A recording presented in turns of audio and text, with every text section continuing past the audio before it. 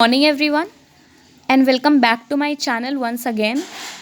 So as I have told you all earlier that in this series we'll be covering the first unit of the subject Essentials of Professional Communication, which is in the syllabus of BCA first semester. So in that one video we have already covered a few topics of chapter 1, and here we will be discussing the remaining topics of the chapter 1. The first topic is barriers, and the second topic is 7 C's of communication. Only these two topics were left, so we will discuss them right now. Fine. So, barriers. This is your first topic.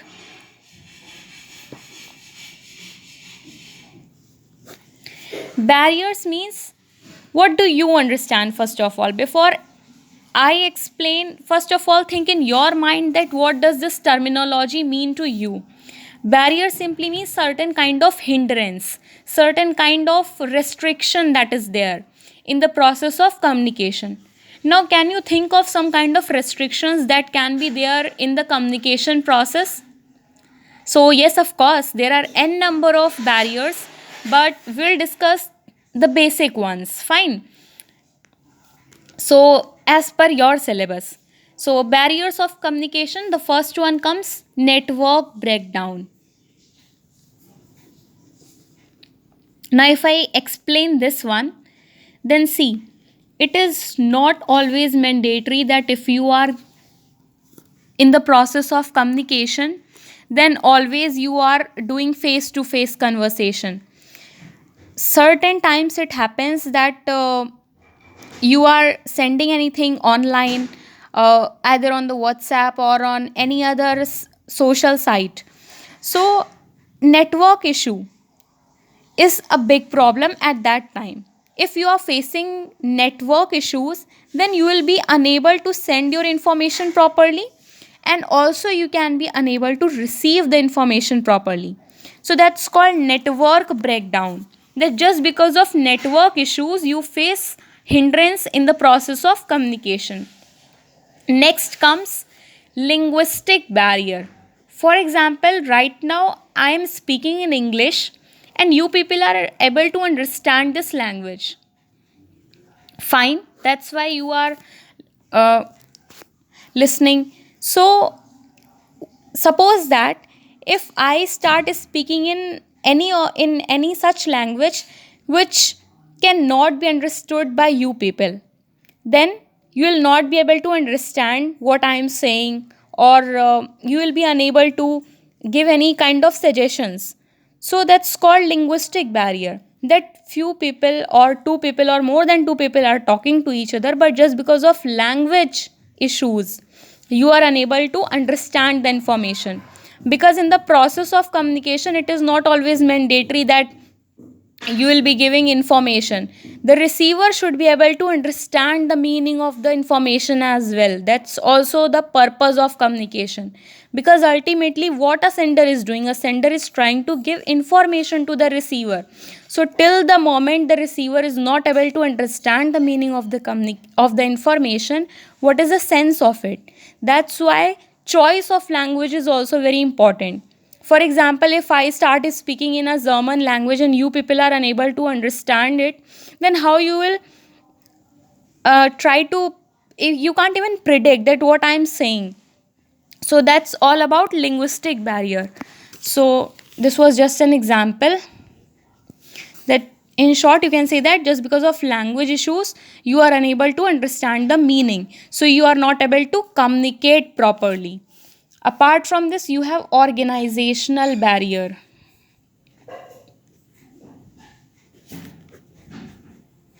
Organizational barrier means, suppose that you are working in any organization and any information was there which was to be passed among all the employees of that organization, but due to some problems or due to some issues, only few employees got that particular information and few employees were unable to receive that information.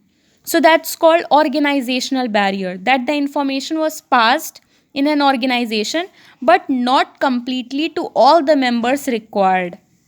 So this can be also alternatively explained as that it is a kind of hindrance among the employees in the flow of information of that organization. Fine.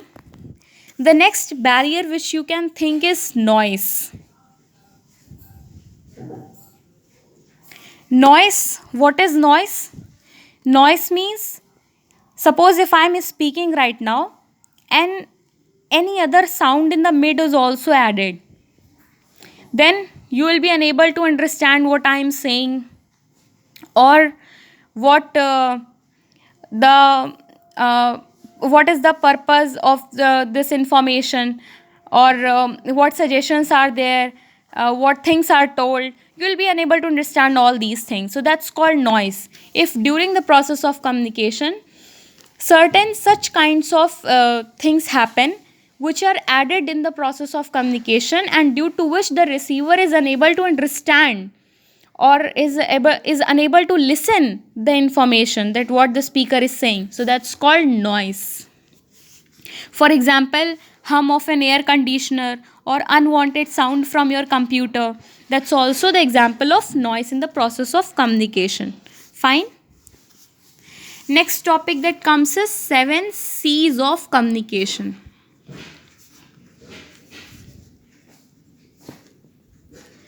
So first of all, I want to explain that what does this mean? 7 C's. 7, it's a number. C's, something related to the alphabet C. See, if I explain this thing that what is this 7 C's. So see, communication has certain kinds of characteristics. And here 7 C's of communication means we are going to mention 7 characteristics of communication which are starting from the alphabet C. Got it? Are you getting my point?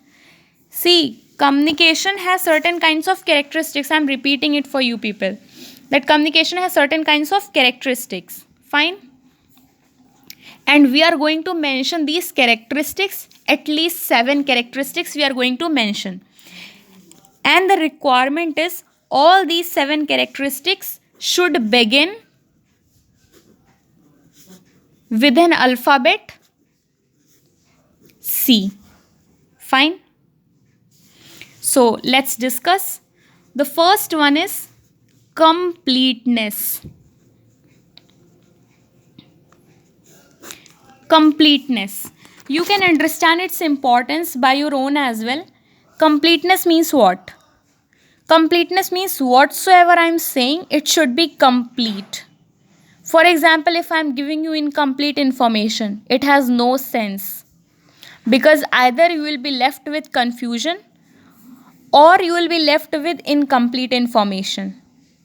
So it's a kind of big problem, especially when it comes to a decision making process. For example, if your manager has to take any decision, for this he has asked you to give certain kind of information and you gave incomplete information. So the decision will be based on that incomplete information. Now maybe certain kinds of flaws are there in the decision. So there is high possibility that just because of your mistake that you gave the incomplete information, this mistake occurred. And this mistake can give a huge amount of loss to your organization. So that's why completeness is very important. Whatsoever you are saying, it should be complete. Fine. The next characteristic is conciseness. See, conciseness means whatsoever you are saying, it should be shortly said, in the few number of words, in the few number of sentences. For example, if I am saying anything to anyone and to give that small information, I am speaking 20 lines or 30 lines to give that small piece of information, then it's very, very irrelevant. Communication, of course, means that you are gonna speak, or either you are gonna write, or you are gonna have a verbal communication, or any of the type of communication can be there. But you have to be concise enough. It should not be like you are writing n number of pages, you are writing 100 pages to write that information, to give that information, and the information was so small that it could be even said in a single sentence as well. So these kinds of errors should not be there. For example, when we are talking with any of our senior as well, then also they advise us to speak the things in a short way. You should not be like you are exaggerating your sentences. After completeness and conciseness, there comes clarity. See, whatever you are saying, that's complete, it's all right. That's concise, it's again all right. It should be clear also. For example, you gave the information completely, you said it shortly, but it should not be there that just because of your conciseness, you gave a confusion to a receiver. So, this type of mistake should not be there. It should be clear, means clarity. Just because of your conciseness, you should not leave clarity in your sentences. So, completeness, conciseness, clarity. Then comes consideration.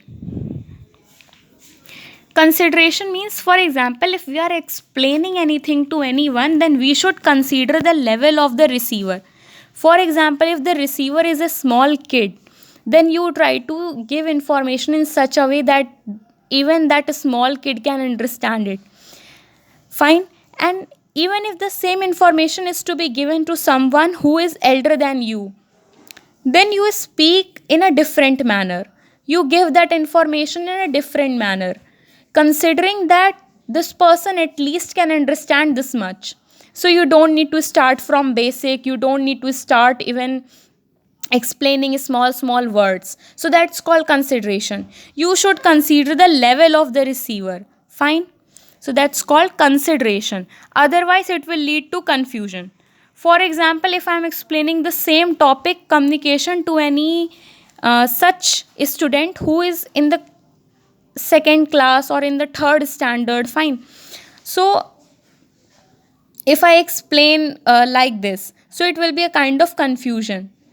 But if I am explaining this topic to any graduate student, then that's fine. So you should consider the level of the receiver, that to which part of population you are considering. So after completeness, conciseness, clarity, consideration, we have next important characteristic of communication, that is, okay, I will write it over here.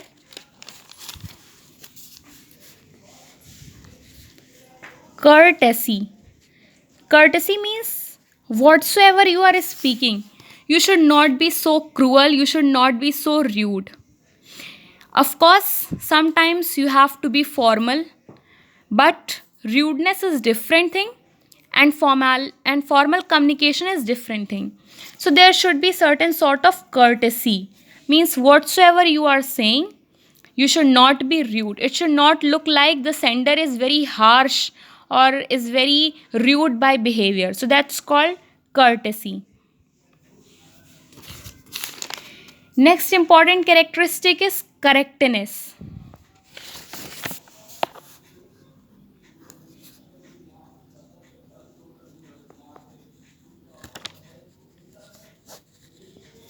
Most important feature. Whatsoever you are saying, whatsoever you are doing, it should be correct. Communication should provide a correct information. If you are spreading incorrect information, then this is not considered a good communication. Next comes concreteness.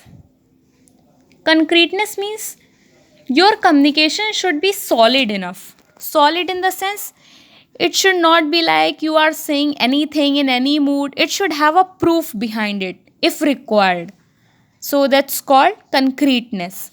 So these are the 7 basic characteristics of communication, and these are called as 7 C's of communication: completeness, conciseness, clarity, consideration, courtesy, correctness, and concreteness. So this is the end of the video, and with this we have covered the first unit of the subject, essentials of professional communication. So thank you very much for watching this video, and kindly like, share, and subscribe if you are able to understand the content from this video. For more such videos, uh, stay continue with the channel. Till then, keep learning and all the very best.